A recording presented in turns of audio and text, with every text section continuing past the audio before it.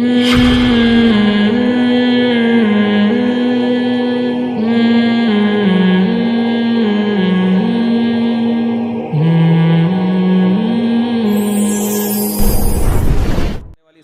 جو کہ بھی نامحرم ہے، کبھی کبھار فون پر خیر خیریت حال احوال پوچھ لیا کرتی ہیں، کبھی کبھار فون پہ احساس ہیں پوچھیں گی ظاہر داماد ہونے والا داماد کیسا چل رہا ہے، تو بتا دیا کریں ٹھیک ہوں۔ مفتی صاحب اب میں پینٹ شرٹ نہیں پہنتا، میری والدہ کہہ رہی ہیں کہ بھائی کے ولیمے میں پہنو ورنہ میں ناراض ہو جاؤں گی، اب کیا کروں؟ جائز ہے پینٹ شرٹ پہننا، لیکن بہتر یہی ہے کہ اپنا لباس پہنیں جو مسلمانوں کا ڈھیلے ڈھالے لباس ہوتے ہیں ہمیشہ سے۔ اماں بہت ناراض ہو رہی ہیں تو ایک دفعہ پہن لیں ان کو خوش کرنے کے لیے، کیا جائے۔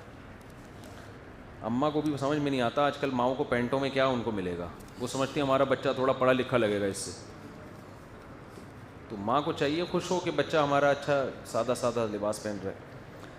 غیر شادی شدہ آدمی کو اگر کثرت سے روزے رکھنے کے باوجود شہوت قابو میں نہیں آ رہی تو اب کیا کرے؟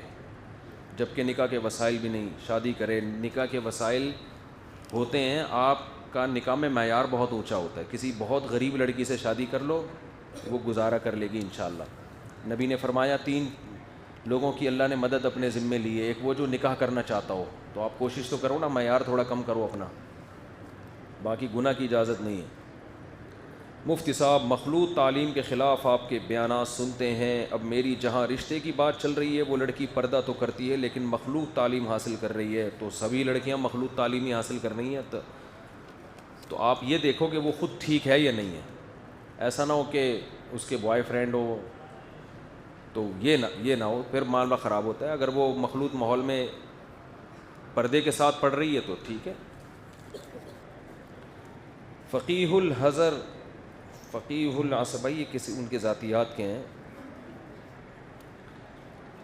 میں ایک بیوہ خاتون سے شادی کرنا چاہتا ہوں مگر یہ بات میں پہلی بیوی سے نہیں کر سکتا، اس طرح میرا نکاح جائز ہوگا؟ آپ رہنمائی فرمائیں۔ اگر نکاح جائز ہوگا تو میری خواہش ہے کہ نکاح پڑھائیں، مگر یہ بات میں اپنی پہلی بیوی سے نہیں کر سکتا، تو آپ اگر بیوہ کے علاوہ بھی کسی سے بھی کر رہے ہو تو بھی پہلی بیوی سے نہیں کر سکتے، تو آپ کر لیں۔ لیکن دوسری شادی میں بہت سارے کیسز جو آ رہے ہیں، اگر میں یوں کہوں اکثر کیسز وہ بے عدلی کے آ رہے ہیں۔ اکثر لوگ ہمارا بیان دوسری شادی سے متعلق سنتے ہیں، حقوق سے متعلق بولو نہیں سنتے۔ تو جب آپ دوسری شادی کریں گے تو آپ کو یہ پہلے سے آپ کی کھوپڑی میں یہ بات ہونی چاہیے کہ طبیعت سے خاندانی ری ایکشن ہوگا اور اس کو آپ نے برداشت کرنا ہے، اس کا نزلہ نہ دوسری پہ نکالنا ہے نہ پہلی پہ۔ تو اسلام نے آپ کو اجازت دی ہے، ترغیب دی ہے، لیکن آپ نے حقوق ادا کرنے، تمیز سے کام کرنا ہے، بدتمیزی اور بد تہذیبی کے ساتھ نہیں کرنا۔ اور خواتین سے بھی ایک گزارش کروں گا کہ وہ کوئی بھی بندہ جب دوسری شادی کے لیے پیغام بھیجتا ہے تو وہ بعض خواتین کر لیتی ہیں اور کہتی ہیں مفتی طارق مسعود صاحب ترغیب دیتے ہیں تو اس لیے ہم دوسری بیوی بننا بھی ہمیں قبول ہے۔ تو میں آپ کو اس کی ترغیب دیتا ہوں کہ اگر آپ کو پہلا ڈھنگ کا نہیں مل رہا تو کسی ڈھنگ کے آدمی کی آپ دوسری بن جاؤ، تیسری بن جاؤ، چوتھی بن جاؤ، یہ بہتر ہے۔ لیکن کس کی بنو؟ جو آپ کو پیغام بھیج رہا ہے اس کی بنو یا نہیں بنو، اس پہ میں کچھ نہیں کہہ رہا۔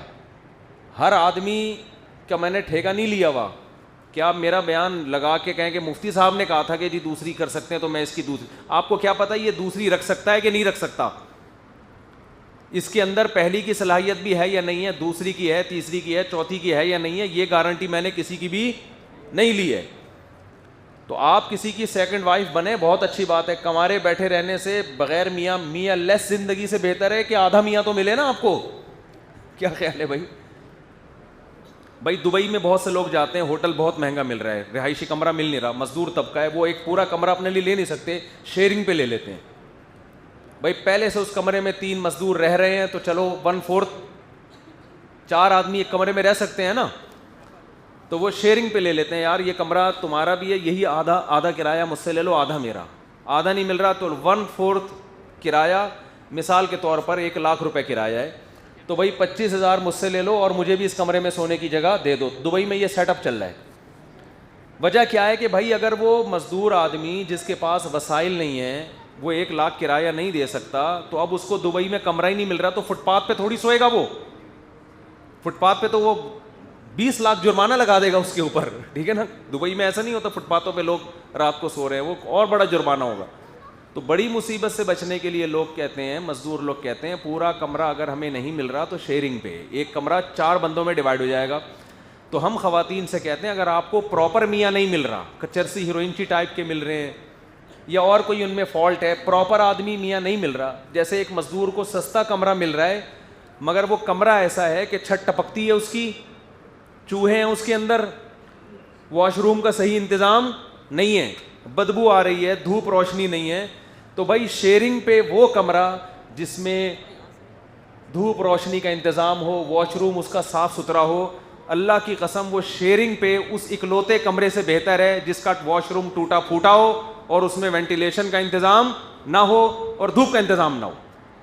تو یہ بات ہم لیڈیز کو سمجھا رہے ہیں, مگر خواتین کو بات سمجھانا اونٹ کو رکشے میں بٹھانے سے زیادہ مشکل کام ہے. حقیقت بتا رہا ہوں میں آپ. وہ کہنے پتہ نہیں کیوں 4 شادیاں چیختا رہتا ہے. تو ہم خواتین سے کہتے ہیں کہ آپ کو اگر پراپر بندہ نہیں مل رہا, پڑھا لکھا کوئی تمیز والا آدمی نہیں مل رہا, پورا ایک اکلوتا نہیں مل رہا آپ کو, تو شیئرنگ پہ میاں لے لو کسی کا. ہاں نا, ایک خاتون کے پہلے سے, ایک مرد کے پہلے سے 2 بیویاں ہیں, شیئرنگ پہ ہے نا, آدھا اس کا ہے آدھا اس کا ہے. تو آپ بولو بھائی اللہ میاں نے, جیسے دبئی کا قانون ہے ایک کمرے میں 4 سے زیادہ بندے نہیں گھس سکتے, مجھے نہیں پتا کیا قانون ہے لیکن کچھ تو ہوگا نا. اب یہ تو نہیں کہ 20 آدمیوں نے ایک کمرہ لیا ہوا ہے, وہ تو کرونا منتقل کریں گے ایک دوسرے میں. ایک حد تو ہوگی نا, ہر جگہ ایک لمٹ ہوتی ہے نا, کہ ایک کمرے میں ایک کمبل میں کتنے آدمی آ سکتے ہیں, ایک شلوار میں 2 آدمی نہیں آ سکتے. تو ایک کمرے میں بھی اتنی تو گنجائش ہوگی نا کہ بھائی اس میں 4, 8, 10, 15, 20 اس سے زیادہ بندے اس کمرے میں, بھائی W11 کتنی بھی بھری ہوئی ہو, ڈرائیور کنڈکٹر اپنی جگہ بناتا ہے, اس میں کوئی شک نہیں ہے, لیکن ایک حد کے بعد جا کے وہ بھی کہے گا مزید بندے کے چڑھنے کی گنجائش نہیں ہے, کہ میں کہاں سے جاؤں گا پھر اگر سارے اس میں. بعض دفعہ آپ کسی کو اسٹیشن پہ چھوڑنے کے لیے آتے ہیں, ادھر توجہ, اسٹیشن پہ کسی کو چھوڑنے کے لیے آتے ہیں, ٹرین چل پڑتی ہے, آپ اوپر رہ گئے اور جس بندے کو چھوڑنے آئے وہ کہاں رہ گیا, نیچے. تو اگر اتنی زیادہ بھر جائے گی تو کنڈکٹر کہاں گھسے گا اس میں. تو اب مسئلہ یہ ہے کہ بھائی ہم یہ کہتے ہیں کہ آپ کو ہونا تو یہ چاہیے پراپر پورا میاں ملے, آپ ترجیح آپ اسی کو دیں خواتین. لیکن اگر آپ کو پراپر میاں پورا پلا پلایا نہیں مل رہا تو شیئرنگ پہ کسی کا میاں ادھار لے لو. ٹھیک ہے, شیئرنگ پہ لے لو. اب شیئرنگ میں یہ ہوتا ہے کہ اگر ایک کمرے میں 4 آدمی ہیں, اگر 2 آدمی ہیں تو آپ کہتے ہو تھوڑا سا, اگر کمرے میں تھوڑا بہت فالٹ بھی ہے لیکن بندے کیا ہیں, کم ہیں, اس میں 2 بندے آرام سے ہنسی خوشی زندگی گزاریں گے. لیکن اگر 3 بندے ہیں تو آپ کا معیار اور اونچا ہو جاتا ہے. بھائی پھر کمرے میں بہت ہی ڈیکوریٹ ہو, کمرہ بہت VIP جگہ پر ہو تو چلو 4 بھی گزارا کر لیں گے. تو اگر اکلوتا میاں آپ کو مل رہا ہے تو آپ اس کو ترجیح دیں, اکلوتا ڈھنگ کا نہیں مل رہا تو پھر آپ شیئرنگ پہ میاں لے لیں, پہلے سے کسی کا ہے آدھا آپ لے لیں. صحیح ہے نا. خواتین کہتی ہیں یہ ظلم ہو جائے گا, میں کسی کا میاں کیوں لوں. ظلم وہ ہے جس کو اللہ اس کے رسول نے ظلم قرار دیا ہو. سمجھ میں آ رہی بات. ظلم وہ ہے جس کو اللہ رسول نے, اللہ میاں کو پتا تھا کہ صحیح مرد دنیا میں کم ہوں گے, عورتیں زیادہ ہوں گی, اس لیے اللہ میاں نے ایک میاں 4 عورتوں میں شرکت کی اجازت دی ہے اس کو. وہ 4 عورتوں کا ایک عدد میاں ہو سکتا ہے, 4 سے زیادہ کا نہیں ہو سکتا. ایک فلیٹ میں 4 بندے سو جائیں ایک کمرے میں ٹھیک ہے, 4 سے زیادہ گھسیں گے تو بیماریاں پھیلیں گی اس سے, ٹھیک ہے, جراثیم منتقل ہوں گے ان کے. تو یہاں بھی کیا ہے, ایک میاں 4 عورتیں شیئرنگ پہ لے سکتی ہیں. تو اس لیے میں خواتین سے کہتا ہوں پورا میاں لینے کی کوشش کرو, اکلوتا پورا آپ کا ہی ہو. لیکن اگر ڈھنگ کا نہیں مل رہا تو کسی چرسی ہیروئنچی, کسی کوئی جاہل ہے, کوئی آپ کے معیار کے حساب سے ہی نہیں ہے, تو ایک معیاری میاں اگر آپ کو 3 عورتوں کے ساتھ بھی شرکت پہ مل رہا ہے تو اللہ کی قسم وہ اس نااہل سے بہرحال بہتر ہے. تو یہ ہمارا فلسفہ ہے. تو اب اس میں یہ نہیں کہ جو بھی پیغام نکاح بھیجے آپ نے اس کی دوسری بن گئی, تیسری بن گئی, چوتھی بن گئی. آپ نے یہ دیکھنا ہے کہ کیا یہ اس قابل ہے کہ شیئرنگ پہ لیا جا سکتا ہے.